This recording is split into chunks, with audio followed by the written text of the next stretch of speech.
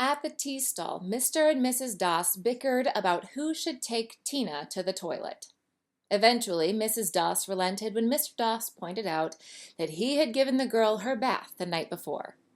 In the rear-view mirror, Mr. Capassi watched as Mrs. Doss emerged slowly from his bulky white ambassador, dragging her shaved, largely bare legs across the back seat. She did not hold the little girl's hand as they walked to the restroom. They were on their way to see the Sun Temple at Konarak. It was a dry, bright Saturday, the mid-July heat tempered by a steady ocean breeze, ideal weather for sightseeing. Ordinarily, Mr. Capassi would not have stopped so soon along the way, but less than 5 minutes after he'd picked up the family that morning in front of the Hotel Sandy Villa, the little girl had complained. The first thing Mr. Capassi had noticed when he saw Mr. and Mrs. Doss standing with their children under the portico of the hotel was that they were very young, perhaps not even 30. In addition to Tina, they had 2 boys, Ronnie and Bobby, who appeared very close in age and had teeth covered in a network of flashing silver wires. The family looked Indian, but dressed as foreigners did. The children in stiff, brightly colored clothing and caps with translucent visors. Mr. Capassi was accustomed to foreign tourists. He was assigned to them regularly because he could speak English. Yesterday he had driven an elderly couple from Scotland, both with spotted faces and fluffy white hair so thin it exposed their sunburnt scalps. In comparison, the tanned, youthful faces of Mr. and Mrs. Doss were all the more striking.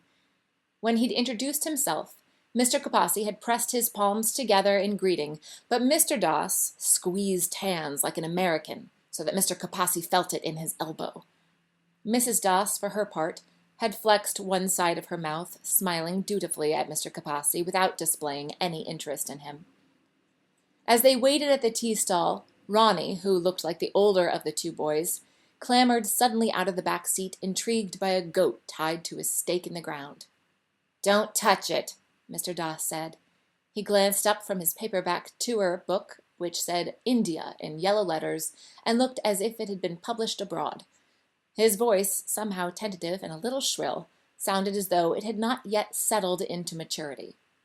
"I want to give it a piece of gum," the boy called back as he trotted ahead. Mr. Doss stepped out of the car and stretched his legs by squatting briefly to the ground. A clean-shaven man, he looked exactly like a magnified version of Ronnie. He had a sapphire blue visor and was dressed in shorts, sneakers, and a t-shirt.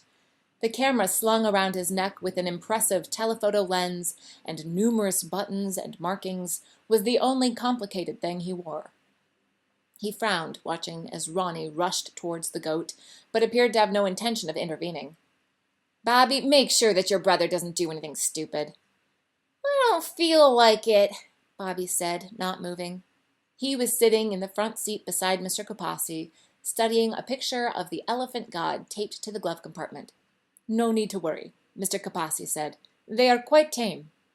Mr. Capassi was 46 years old, with receding hair that had gone completely silver, but his butterscotch complexion and his unlined brow, which he treated in spare moments to dabs of lotus oil balm, made it easy to imagine what he must have looked like at an earlier age. He wore gray trousers and a matching jacket-style shirt, tapered at the waist with short sleeves and a large pointed collar made of a thin but durable synthetic material. He had specified both the cut and the fabric to his tailor. It was his preferred uniform for giving tours because it did not get crushed during his long hours behind the wheel. Through the windshield he was watching as Ronnie circled around the goat, touching it quickly on its side and then trotting back to the car. "You left India as a child?" Mr. Capassi asked when Mr. Doss had settled once again into the passenger seat. "Oh, Mina and I were both born in America," Mr. Doss announced with an air of sudden confidence. "Born and raised. Our parents live here now. They retired. We visit them every couple years." He turned to watch as the little girl ran toward the car, the wide purple bows of her sundress flopping on her narrow brown shoulders. She was holding to her chest a doll with yellow hair that looked as if it had been chopped as a punitive measure with a pair of dull scissors. "This is Tina's first trip to India, isn't it, Tina?" I don't have to go to the bathroom anymore, Tina announced. Where's Mina? Mr. Doss asked. Mr. Capassi found it strange that Mr. Doss should refer to his wife by her first name when speaking to the little girl. Tina pointed to where Mrs. Doss was purchasing something from one of the shirtless men who worked at the tea stall. Mr. Capassi heard one of the shirtless men sing a phrase from a popular Hindi love song as Mrs. Doss walked back to the car. But she did not appear to understand the words of the song, for she did not express irritation or embarrassment or react in any other way to the man's declarations. He observed her. She wore a red and white checkered skirt that stopped above her knees, slip-on shoes with a square wooden heel, and a close-fitting blouse styled like a man's undershirt. The blouse was decorated at chest level with a calico applique in the shape of a strawberry. She was a short woman with small hands like paws, her frosty pink fingernails painted to match her lips, and was slightly plump in her figure. Her hair, shorn only a little longer than her husband's, was parted far to one side. She was wearing a large, dark brown sunglasses with a pinkish tint to them, and carried a big straw bag almost as big as her torso, shaped like a bowl, with a water bottle poking out of it. She walked slowly, carrying some puffed rice tossed with peanuts and chili peppers in a large packet made from newspapers. Mr. Capassi turned to Mr. Doss. Where in America do you live? At New Brunswick, New Jersey. Next to New York? Exactly. I teach middle school there. Oh, what subject? Science. In fact, every year I take my students on a trip to the Museum of Natural History in New York City. In a way, we have a lot in common, you could say, you and I. How long have you been a tour guide, Mr. Capassi? 5 years. Mrs. Doss reached the car. How long's the trip? She asked, shutting the door. About 2.5 hours, Mr. Capassi replied. At this, Mrs. Doss gave an impatient sigh, as if she had been traveling her whole life without pause. She fanned herself with a folded Bombay film magazine written in English. I thought that the Sun Temple is only 18 miles north of Puri, Mr. Doss said, tapping on the tour book. The roads to Konarak are poor. Actually, it is a distance of 52 miles, Mr. Capassi explained. Mr. Doss nodded, readjusting the camera strap where it had begun to chafe the back of his neck. Before starting the ignition, Mr. Capassi reached back to make sure the crank-like locks on the inside of each of the back doors were secure. As soon as the car began to move, the little girl began to play with the lock on her side, clicking it with some effort, forward and backward. But Mrs. Doss said nothing to stop her. She sat, a bit slouched, at one end of the back seat, not offering her puffed rice to anyone. Ronnie and Tina sat on either side of her, both snapping bright green gum. Look, Bobby said as the car began to gather speed. He pointed with his finger to the tall trees that lined the road. Look! Monkeys! Ronnie shrieked. Wow! They were seated in groups along the branches with shining black faces, silver bodies, horizontal eyebrows, and crested heads. Their long gray tails dangled like a series of ropes among the leaves. A few scratched themselves with black leathery hands, or swung their feet staring as the car passed. We call them Hanuman, Mr. Capassi said. They are quite common in the area. As soon as he spoke, one of the monkeys leaped into the middle of the road, causing Mr. Capassi to brake suddenly. Another bounced onto the hood of the car and then sprang away. Mr. Capassi beeped his horn. The children began to get excited, sucking in their breath and covering their faces partly with their hands. They had never seen monkeys outside of a zoo, Mr. Doss explained. He asked Mr. Capassi to stop the car so that he could take a picture.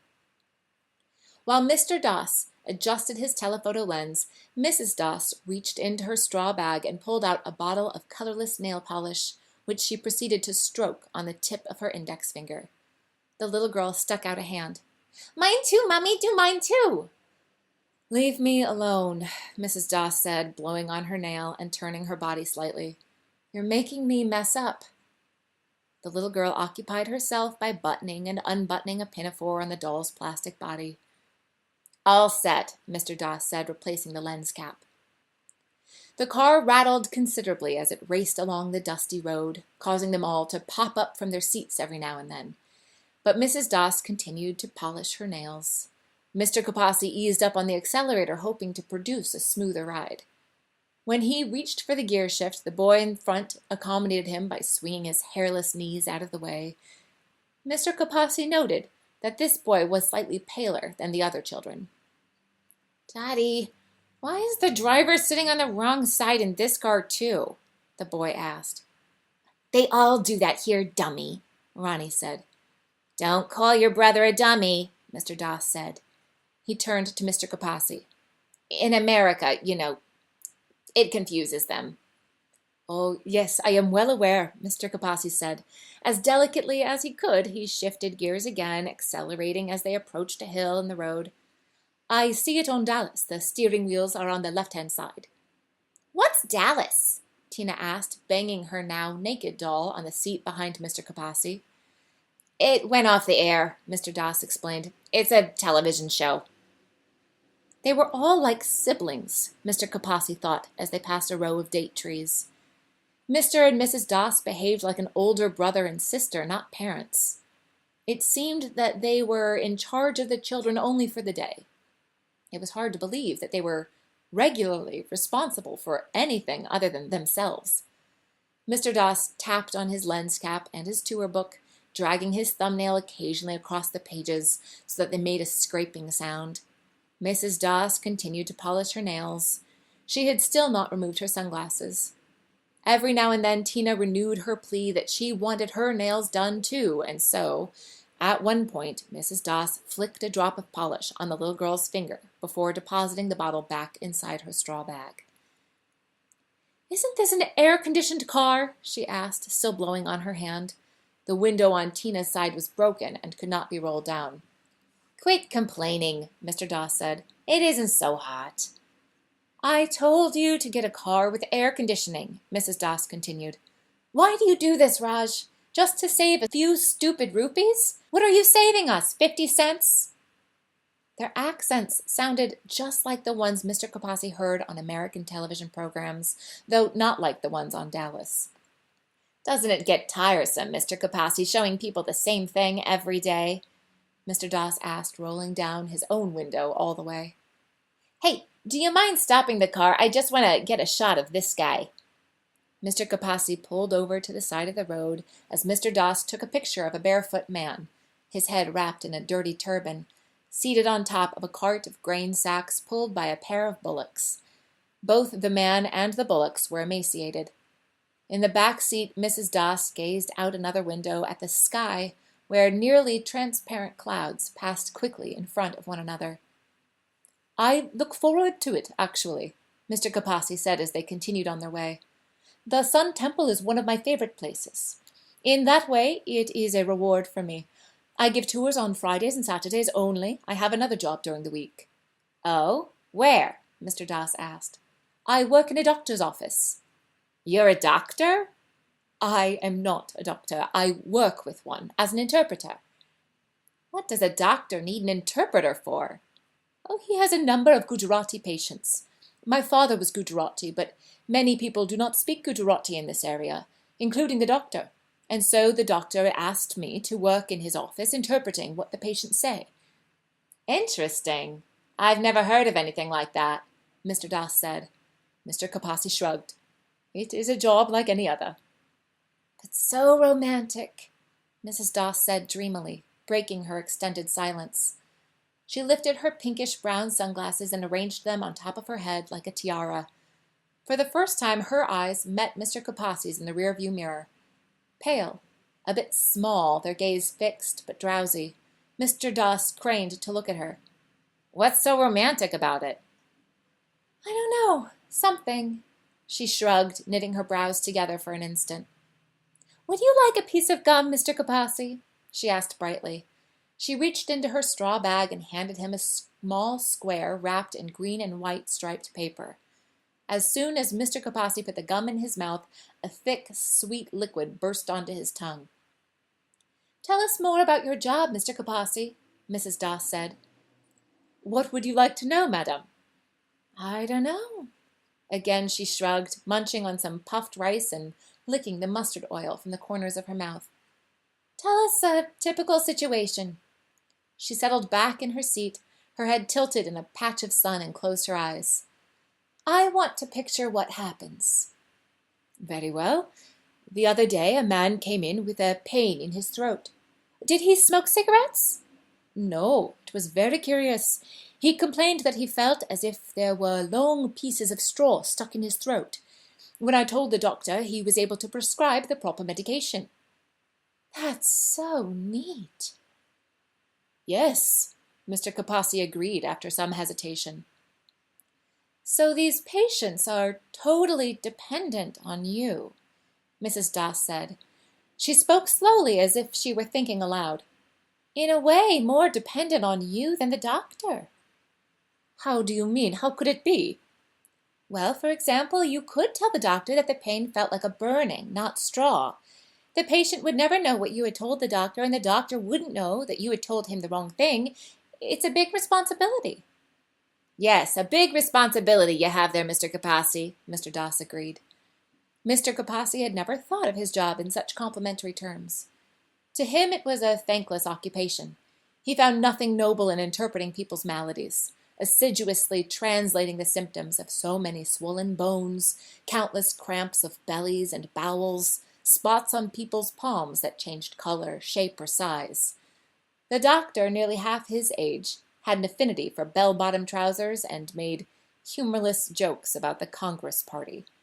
Together they worked in a stale little infirmary where Mr. Capassi's smartly tailored clothes clung to him in the heat in spite of the blackened blades of a ceiling fan churning over their heads. The job was a sign of his failings.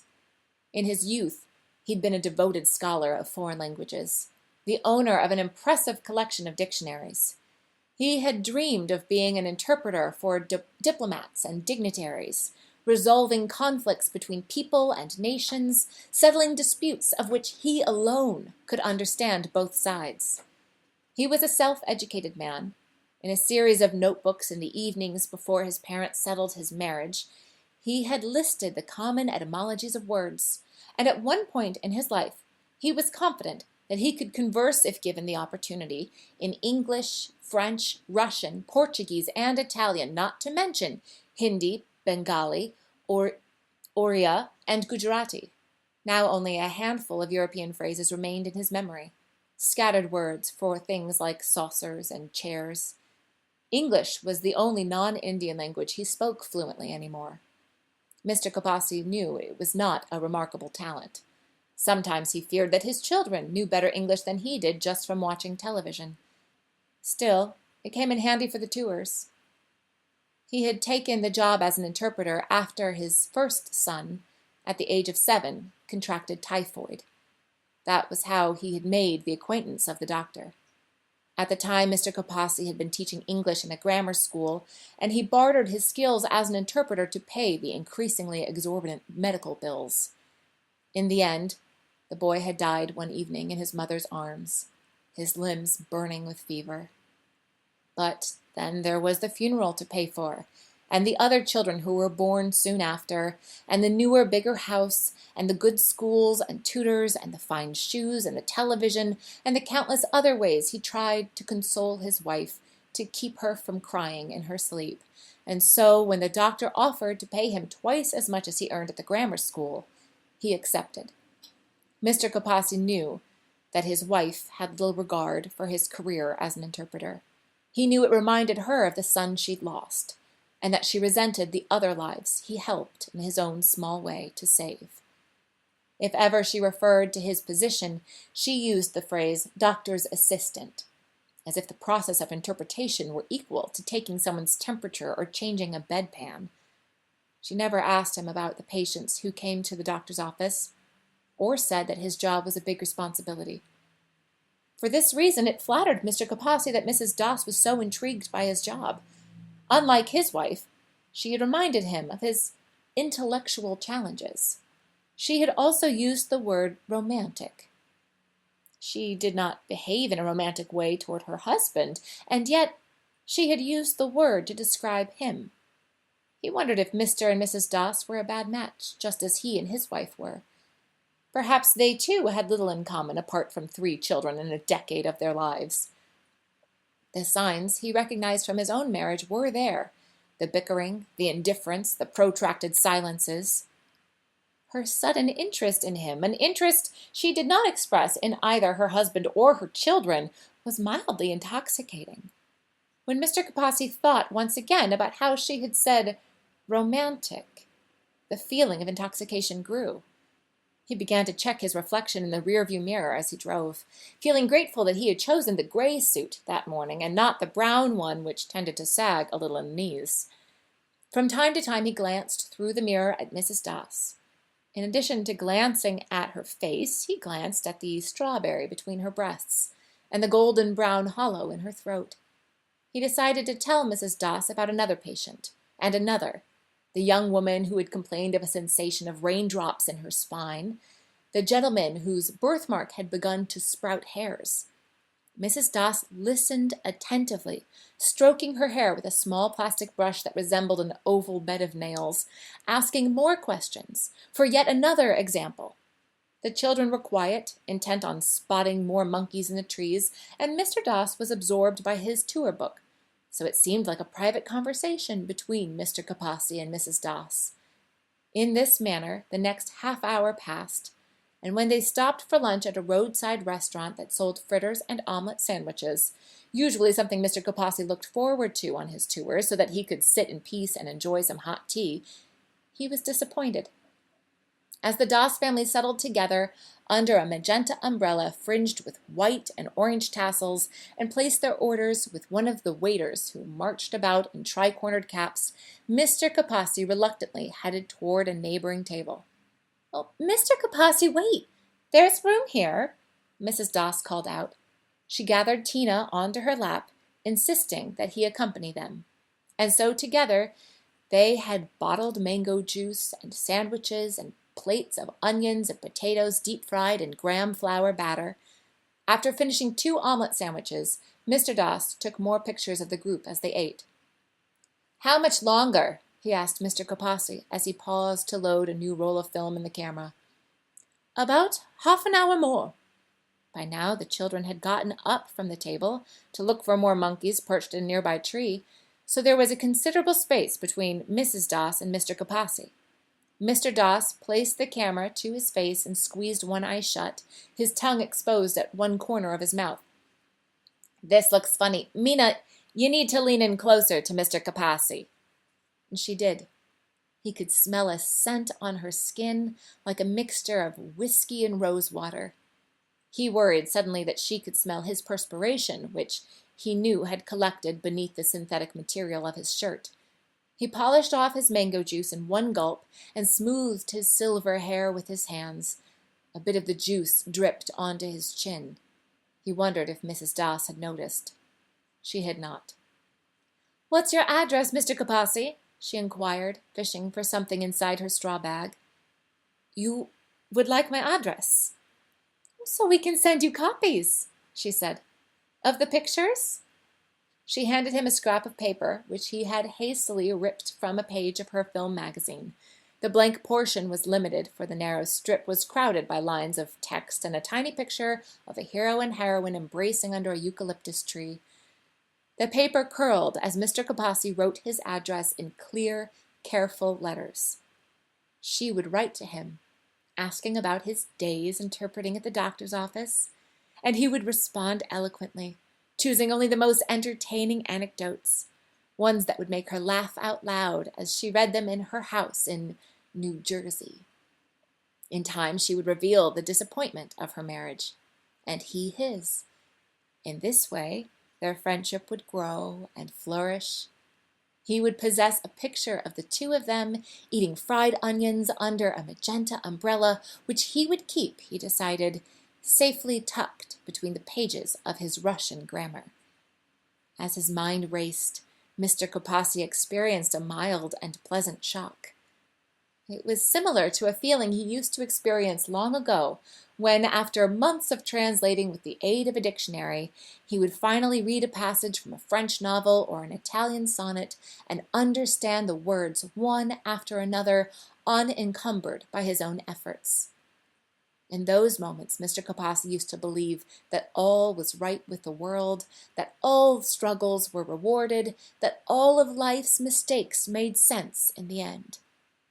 The promise that he would hear from Mrs. Doss now filled him with the same belief. When he finished writing his address, Mr. Capasi handed her the paper. But as soon as he did so, he worried that he had either misspelled his name or accidentally reversed the numbers of his postal code. He dreaded the possibility of a lost letter, the photograph never reaching him, hovering somewhere in Orissa, close but ultimately unattainable.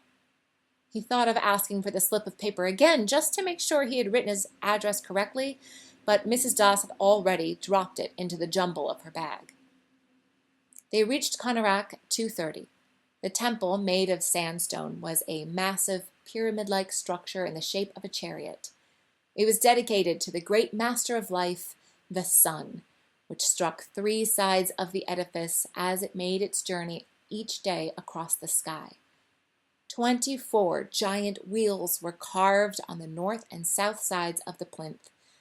The whole thing was drawn by a team of 7 horses, speeding as if through the heavens. As they approached, Mr. Capasi explained that the temple had been built between A.D. 1243 and 1255, with the efforts of 1,200 artisans, by the great ruler of the Gunga dynasty, King Narasimhadeva I, to commemorate his victory against the Muslim army. "It says the temple occupies about 170 acres of land," Mr. Doss said, reading from his book. "It's like a desert," Rani said, his eyes wandering across the sand that stretched on all sides beyond the temple. "The Chandradboga River once flowed 1 mile north of here. It is dry now," Mr. Capasi said, turning off the engine. They got out and walked toward the temple, posing first for pictures by the pair of lions that flanked the steps. Mr. Capasi led them next to one of the wheels of the chariot, higher than any human being, 9 feet in diameter. "The wheels are supposed to symbolize the wheel of life," Mr. Doss read. "They depict the cycle of creation, preservation, and achievement of realization." Cool. He turned the page of his book. "Each wheel is divided into 8 thick and thin spokes, dividing the day into 8 equal parts. The rims are carved with designs of birds and animals, whereas the medallions and the spokes are carved with women in luxurious poses, largely erotic in nature." What he referred to were the countless friezes of entwined naked bodies making love in various positions, women clinging to the necks of men, their knees wrapped eternally around their lovers' thighs. In addition to these were assorted scenes from daily life, of hunting and trading, of deer being killed with bows and arrows and marching warriors holding swords in their hands. It was no longer possible to enter the temple, for it had filled with rubble years ago, but they admired the exterior, as did all the tourists Mr. Capasi brought there, slowly strolling along each of its sides. Mr. Doss trailed behind, taking pictures. The children ran ahead, pointing to figures of naked people, intrigued in particular by the Nagamituna, the half-human, half-serpentine couples, who were said, Mr. Capasi told them, to live in the deepest waters of the sea. Mr. Capasi was pleased that they liked the temple, pleased especially that it appealed to Mrs. Doss. She stopped every 3 or 4 paces, staring silently at the carved lovers and the processions of elephants and the topless female musicians beating on 2-sided drums.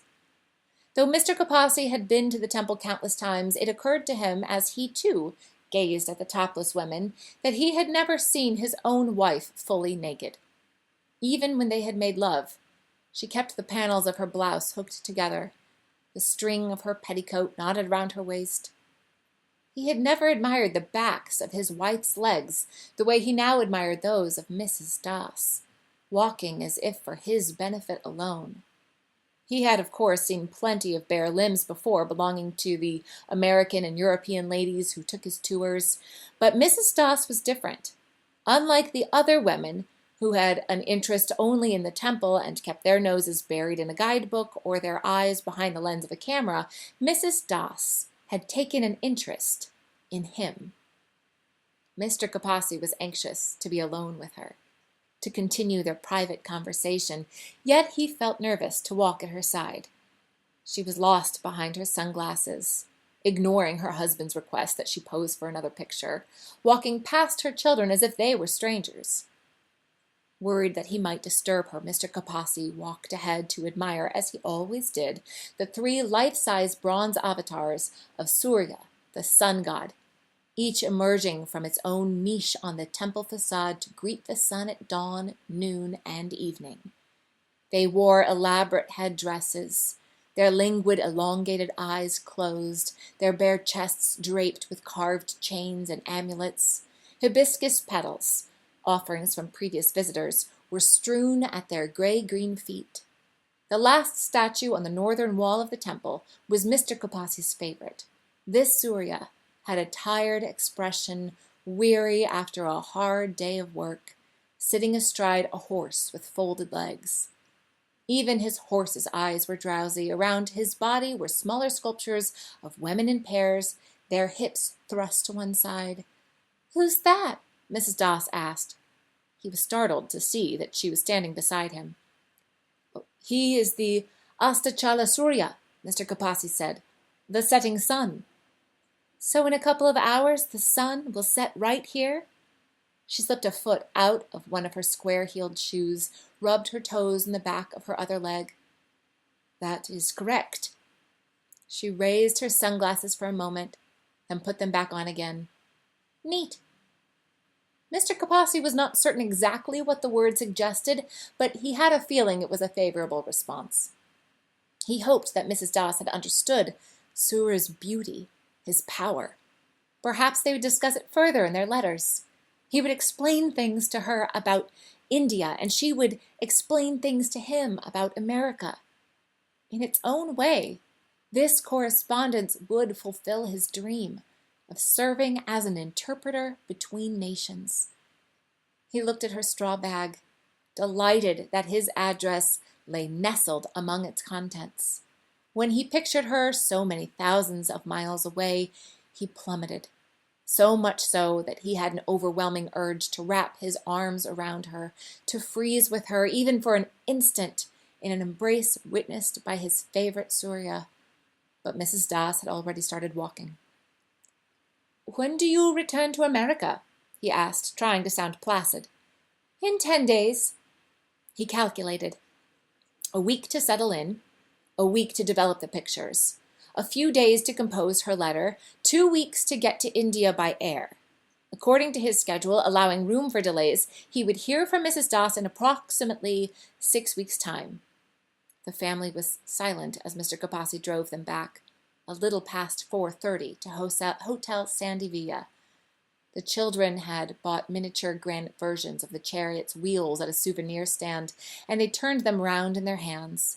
Mr. Doss continued to read his book. Mrs. Doss untangled Tina's hair with her brush and divided it into 2 little ponytails. Mr. Kapasi was beginning to dread the thought of dropping them off. He was not prepared to begin his 6-week wait to hear from Mrs. Doss. As he stole glances at her in the rearview mirror, wrapping elastic bands around Tina's hair, he wondered how he might make the tour last a little longer. Ordinarily, he sped back to Puri, using a shortcut, eager to return home, scrub his feet and hands with sandalwood soap, and enjoy the evening newspaper and a cup of tea that his wife would serve him in silence. The thought of that silence, something to which he'd long been resigned, now oppressed him. It was then that he suggested visiting the hills at Udayagira and Kondagira, where a number of monastic dwellings were hewn out of the ground, facing one another across a defile. It was some miles away, but well worth seeing, Mr. Kapasi told them.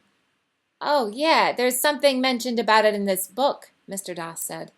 "Built by a Jane King or something." "Shall we go then?" Mr. Kapasi asked.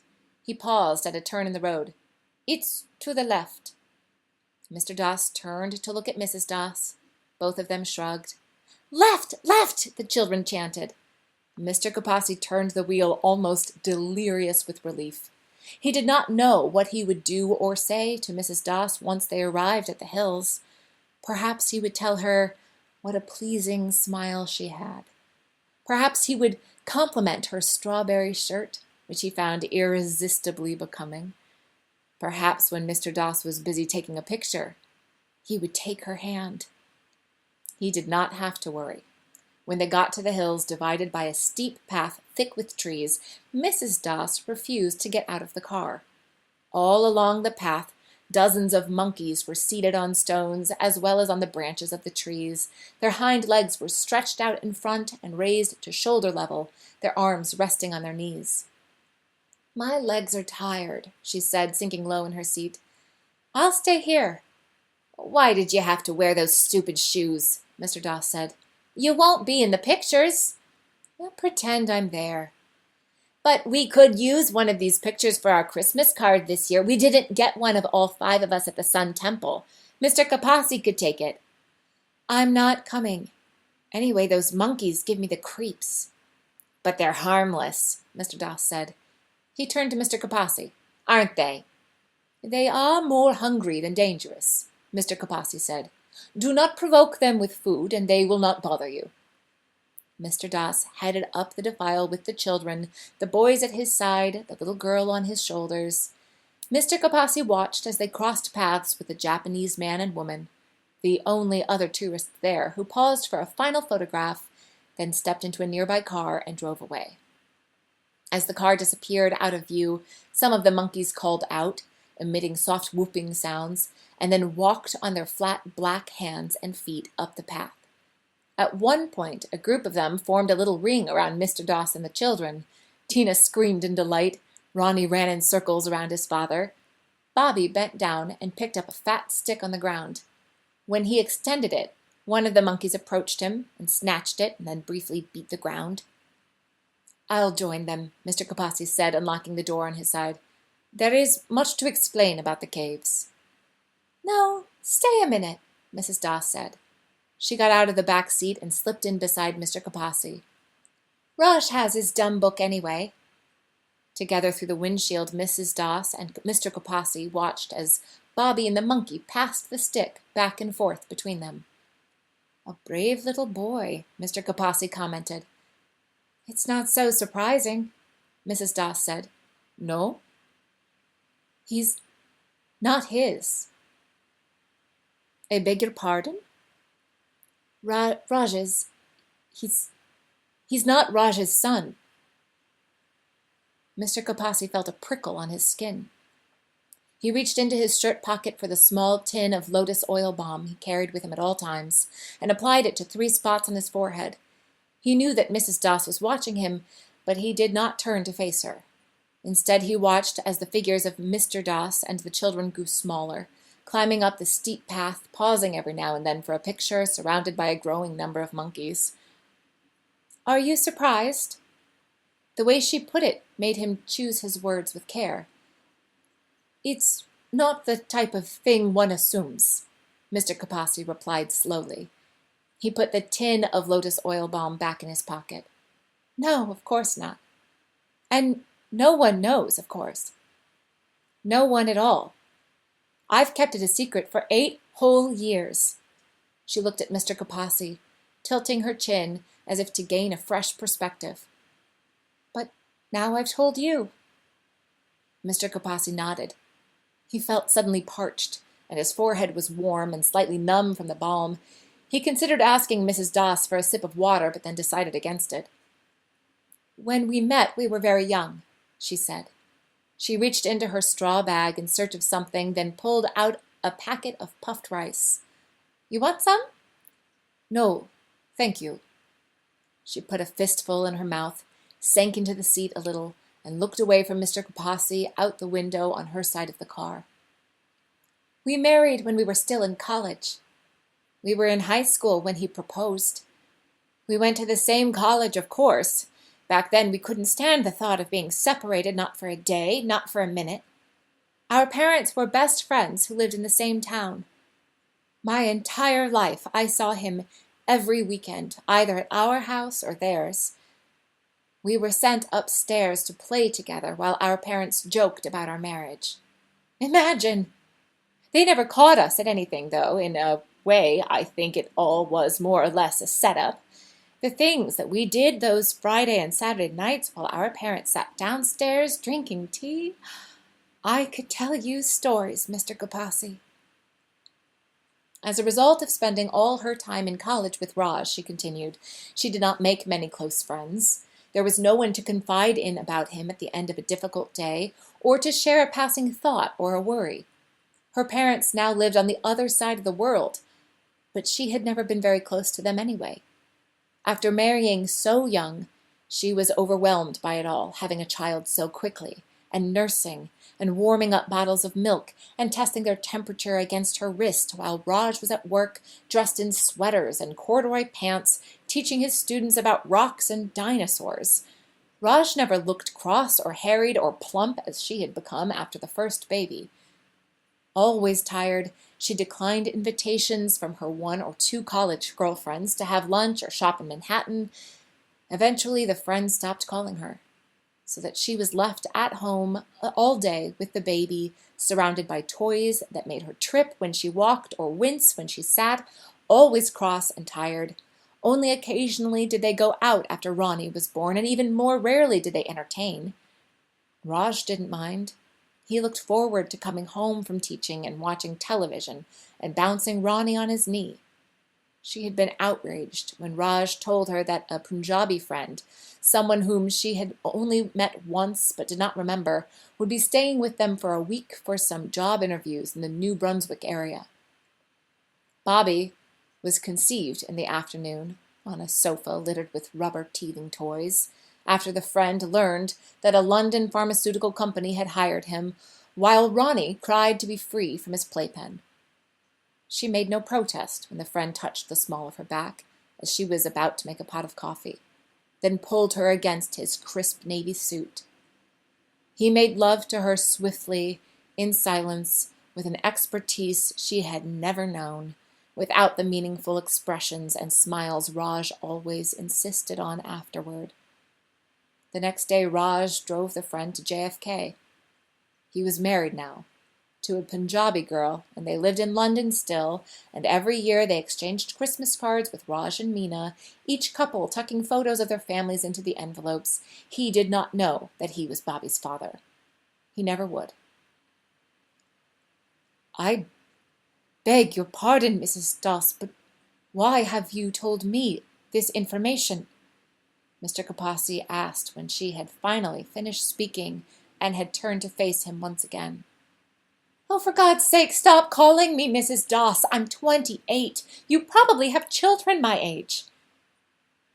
Not quite. It disturbed Mr. Kapasi to learn that she thought of him as a parent.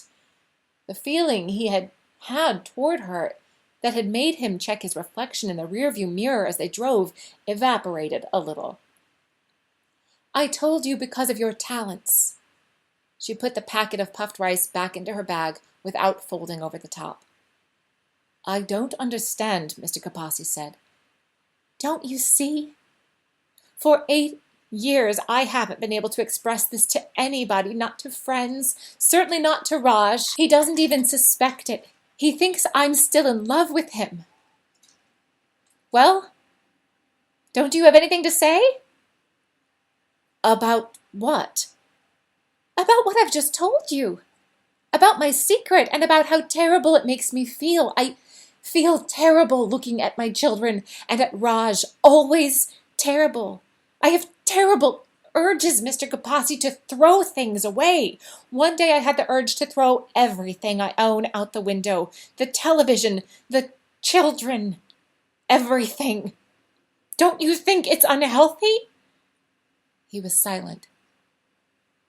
"Mr. Kapasi, don't you have anything to say? I thought that was your job." "My job is to give tours, Mrs. Das." "Not that, your other job, as an interpreter."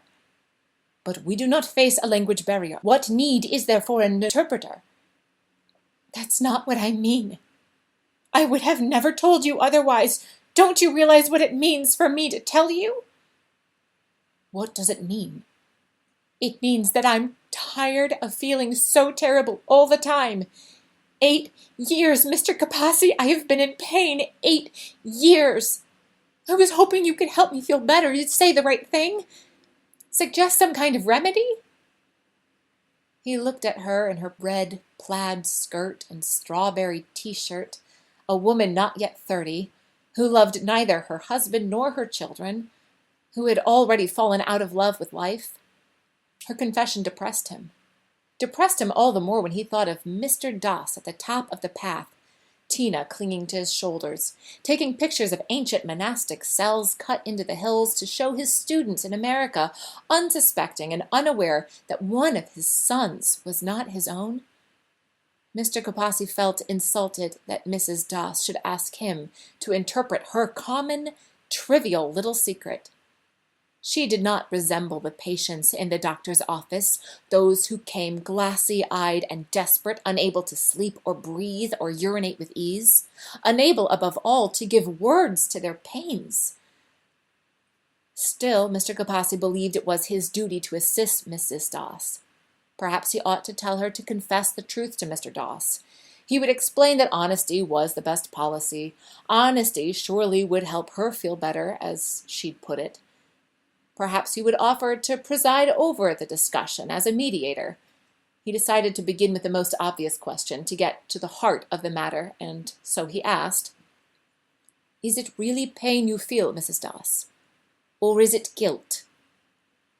She turned to him and glared, mustard oil thick on her frosty pink lips.